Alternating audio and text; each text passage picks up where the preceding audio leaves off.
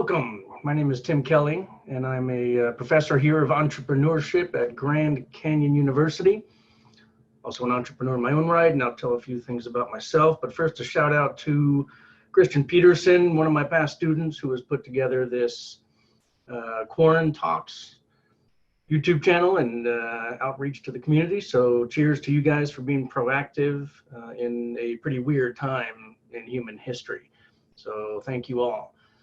With that being said, the topics that he mentioned that we might want to be able to cover here, and my expertise, if you want to call it that, is essentially the combination of an entrepreneurial mindset and looking at free markets and technology and how these things converge to create human flourishing, to make the world a better place. So I've got a talk that I do. We're going to run about 10-15 minutes through some first technological information. Well, first a little bit about on me, then a little bit of technological information. And then we're going to look at some of the ways in which we can frame the world's problems into context of technological revolution. So that being said, I do have some screens that I'd like to share with you. So let's do that. Here we go, and I think that's screen one. Yep. Okay, share, and we get me there. Okay, I think now we're good. So let's go through this a little bit here. First, starting a little bit of my history. I've been an entrepreneur since a little tiny kid. They cut me off at 9 years old and said, "Hey, here's a lawnmower, go cut lawns." Realizing that making cash serving others is an awesome thing. I've been a central bank advisor. I've built more than a dozen companies. I've lived in 10 countries on 5 continents, picked up Spanish and Portuguese along the way. I built a construction and facilities management company, headquartered in Mexico City, actually. Grew that to a top 5 player with a real estate component and sold that after 14 years. Built a cross-border mortgage bank that blew up during the last crisis. That was a bit of an epic failure. That turns you into an expert in international mortgages. And because of that, I ended up getting a call from the Central Bank of Angola through the USAID, Agency for National Development Organization, and was a contractor advisor to the central bank there in Angola for 2 years, off and on. Regarding the mortgage market, literally building a mortgage market up from scratch. So we learn from every one of our opportunities. My wife and I currently own Spanish immersion preschools. We have 4 operations and continue to grow even during this crisis. Well, it certainly had some major impact. We are continuing to strategize our expansion and build out our new operations and grow. So we serve 400 families, 65 employees. Talk about those things perhaps as well. I also run a private equity fund. I've been doing that for about 10 years. It's investing in entrepreneurs and startups from around the country. And doing that, I've been a part of and founding of different angel groups, Thunderbird Angels, about 10 years ago. And about 5 years ago, we started Canyon Angels. So I am chairman of Canyon Angels, a group that has now funded over 30 companies and has 68 members and has invested just over $3 million into those startups.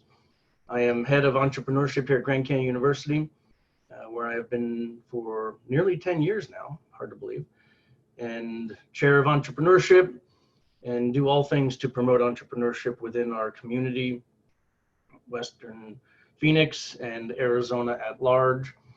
And I'm passionate about free markets. I believe entrepreneurs in a free environment, humans to serve one another, we can actually create a better human condition. And the incredible progress that we have made as a species over the last really 200 years, 150 in particular, is extraordinary. So I'm going to walk through some of that mindset, but it really is all about how do we serve one another. Having free markets is that key piece. We use technology as a tool to help us serve one another more efficiently. And that means disruption. Let me see here. Oop, there we go. Some tools that we use, concept philosophy called human-centered design, and we use a business model canvas. I'll touch on some of the entrepreneurial resources here. The GCU is a shameless plug. The reality is all humanity must deal with scarcity. The simple fact that our resources are limited. Our resources are limited, and these are resources from land. These are resources from time. These are water. These are electricity. These are all of the things that we need to live are in fact scarce. They have limits, natural limits. Yet humans have unlimited wants and desires. We want more time with our family. We want more freedom. We want more opportunity. We want better transportation. We want a bigger house. We want better entertainment. We want better travel experiences. Yes, these things will come back in our COVID-19 world. And I'll come back to that at the end, because the simple fact that humanity has unlimited desires means that there is endless opportunity. And we'll get to that in the end here. Free markets are the most incredible system that humanity has developed. We call it capitalism because it allows for maximum human experimentation on how best to serve one another. It allows individuals to fail and to reorganize resources and deploy them more efficiently. Other systems, centralized control, centralized planning, mechanisms of redistribution consistently prove to destroy more prosperity, more wealth than create. And I believe there's a future of abundance. This is a term I stole from Peter Diamandis. There's a YouTube link here to some of his talks. I'm a part of his Abundance 360 group. And it's a group of investors, CEOs, and others that truly see this wave of technology coming and attempts to understand how we can understand how they converge and will disrupt certain existing industries. That enables us to solve real world problems. So much of economic development theory over the years, none of us like poverty. None of us like to see the poverty that has existed around the world. We have brought more people out of poverty in the last 150 years than any system possible. This is massively due, almost solely due, to the fact that there has been an expansion of markets around the world. There has been an expansion of the rule of law. There has been a diminishing of tyranny around the world. We are not a collection of despots around the planet. Where there is more freedom, there is more prosperity. Yet also these mechanisms of forced redistribution, our US aid programs to Africa have been absolutely disastrous. You can hear some talks from a wonderful aid worker from Italy, in fact, named Ernesto Ciroli. There's a clip to one of his TED Talks down there. Absolutely brilliant individual. You can also read William Easterly. He describes so many of these mechanisms. I bring this up because we have seen for decades that the way in which to create human prosperity is by rule of law, grassroots entrepreneurial activity where private property and ownership of companies can in fact exist. One of the gentlemen who champions this around the world better than anyone is a gentleman named Hernando de Soto, and he wrote a book called The Mystery of Capital, another one called El Otro Sendero, which is the other path. And The Mystery of Capital, its intro was written by Margaret Thatcher, Bill Clinton, and George Bush I. He is not a lightweight, he is a heavyweight, and his ideas, what he's done is go around the world and measures what he calls dead capital. And it's this disenfranchisement of massive amounts of people around the planet. I've been to 38 countries, 39 if you count some of the principalities. And you can see in so many places, the little picture I've got here is of a young kid in a favela. That's a shanty town, which is so common across so many countries, so many cities. Rio, I've done property rights analysis in Rio. I've done this in Haiti. I've done this in Mexico City and other parts of the world. Toured these in South Africa and Angola. You see where there are no property rights. People cannot capture the value that they create in the homes that they often build with their own hands. They cannot leverage that capital, claim ownership to it, borrow from it, use it as collateral, transfer it, sell it to others. All of that has denied these people. And you're talking about 2/3 of the world's population still, I think this number is diminishing, but still are excluded from what we call free markets or capitalism. I highly encourage you to look at what he's doing. This is changing rapidly, and technology is one of the things that's going to help change this, because these people are coming online. They're gaining data. They're gaining rights by being able to bypass the ineptitude of their local governments and capture the value that they create. We call this the rising billion. And these people are coming online within the next 5 years. Now, this talks about technology as an enabler, and one of the things that we don't realize naturally is this distinction between progress on a linear basis, which is what we normally calculate and what we normally think of, versus progress on an exponential basis. And because we are now in the information age, where everything is about how much information can we analyze. This is from self-driving cars to our rollout of 5G and satellite-based internet connectivity and trillions of sensors that are coming online that are going to connect. And when they do connect, it is an exponential leap. Think of this enabling robotics, productivity, 3D printed houses, all of these things. We can't see them now because we think in a linear basis. Yet as these things pop, and they have been popping, we've been in an exponential expansion of our capacity to administrate information, manage information for over 100 years. And we're going to show that. And Ray Kurzweil will take it even further back than that with the advent of language and others. But to mention some of these technologies and the connectivity from just the raw expansion of the internet, 3D printing, renewable energy, the connectivity of the Internet of Things, artificial intelligence is growing very quickly. If you do not know of AlphaGo Zero, look it up from DeepMind. Robotics, blockchain technologies, I'm a huge fan of the enabling possibilities of blockchain to further property rights, further enable entrepreneurs to capture the value they create and leverage it in the digital world. It is an alternative to what is otherwise maybe a Chinese tyranny-controlled internet.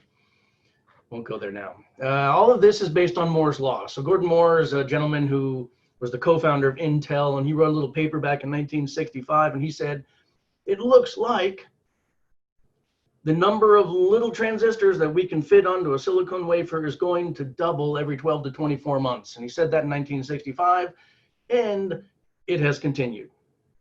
We're now 55 years at a continued doubling every 18 months. And if you think this is stopping or slowing down, which many have proselytized, many have said we're coming to the end of Moore's law. And the simple reality is that we've been shifting paradigms. We've been, when he wrote this, he was talking about simply the silicon wafer. We're going to move beyond the silicon wafer and into quantum computing systems, biological computing systems, 3D stacking of systems, light transistors. There are a multitude of paradigms that are also going to converge in the very near future that will help us continue to expand. So what does this look like? An exponential opportunity here. This actually goes back to 1900. This is a logarithmic vertical axis here to get kind of crazy technical. That means every increment is a doubling. But what you'll notice is that this is curving up here, and it's going through each of the different types of technology that we used to manage information. Just from like a digital platform here, beginning with electromechanical things. These were like the first machines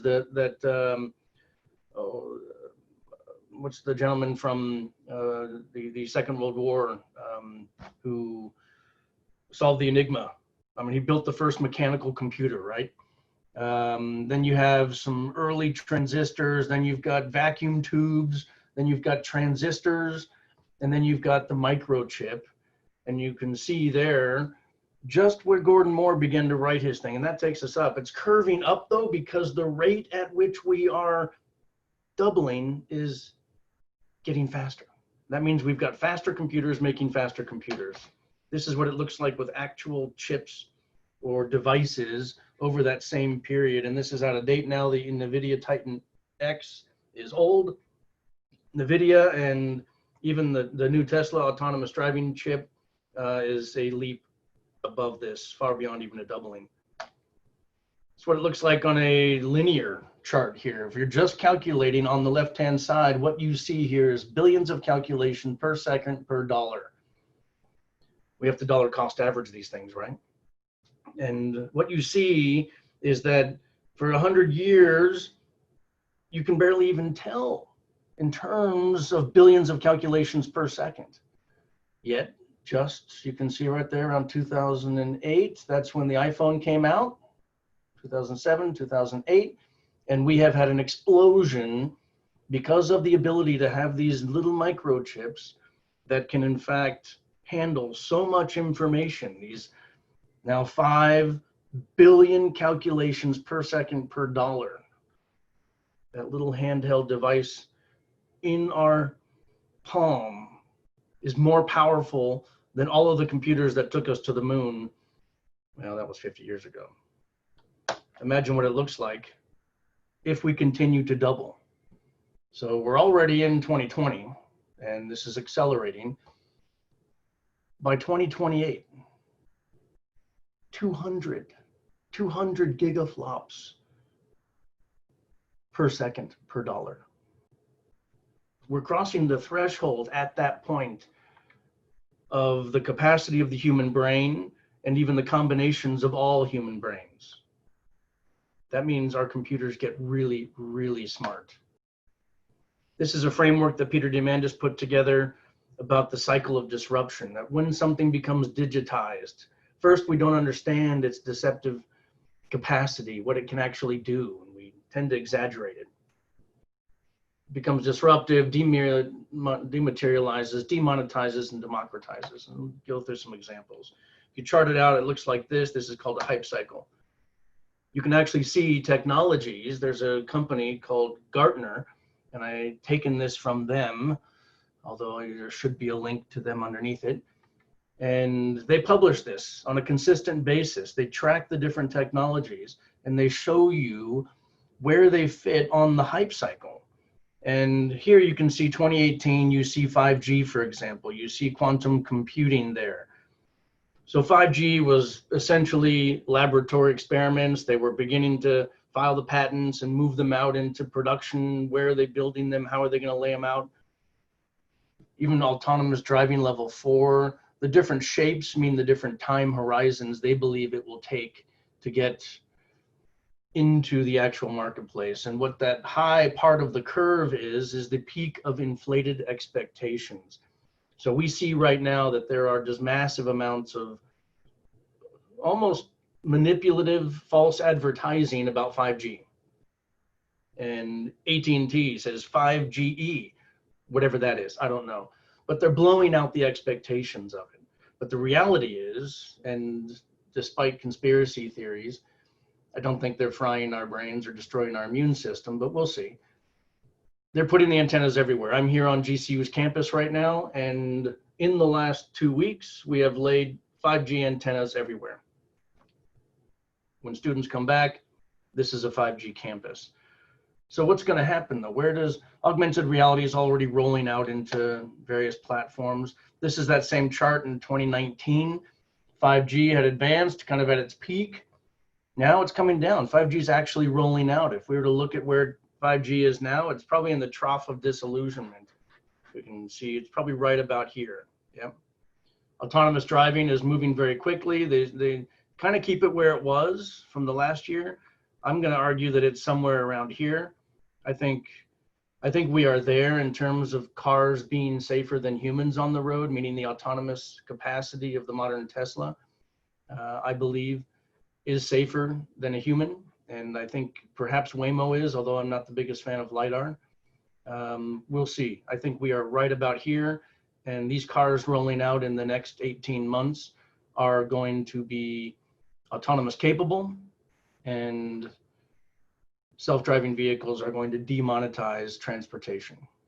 Okay, so we used to buy these things, encyclopedias, right? That cost $1,000. Now it's demonetized into your phone.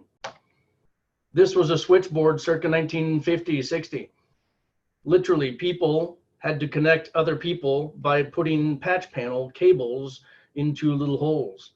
That was very expensive. That's why long distance calls were so expensive. Now, totally demonetized. We do not pay for long distance calling. My wife does Skype calls, not Skype anymore, WhatsApp, with her family by video all around the world. And they are all around the world. They're in like 10 different countries. It's crazy. Kodak is the poster child for being disrupted because they invented the digital camera. And the irony is that they forgot what their business was really all about. They thought their business was paper and chemicals. But the reality is that what they facilitated, what's his name, Eastman facilitated when he developed a better chemical processing system to develop photographs. He basically automated that and was able to essentially make it cheap and inexpensive for people to take classical photographs. Great, became a multi-billion-dollar business that lasted 100 years. And then he forgot their business. They invented the digital camera. They blew it off.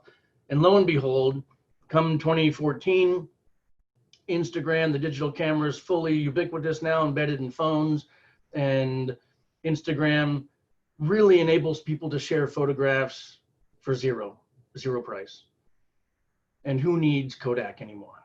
And so Kodak goes bankrupt the same year Instagram sells to Facebook for $1 billion with 14 employees after being in existence for 18 months. That is the new Kodak moment, when you go bankrupt because you did not see a disruptive technology that completely destroyed your business. That's the reality. There's that hype cycle again.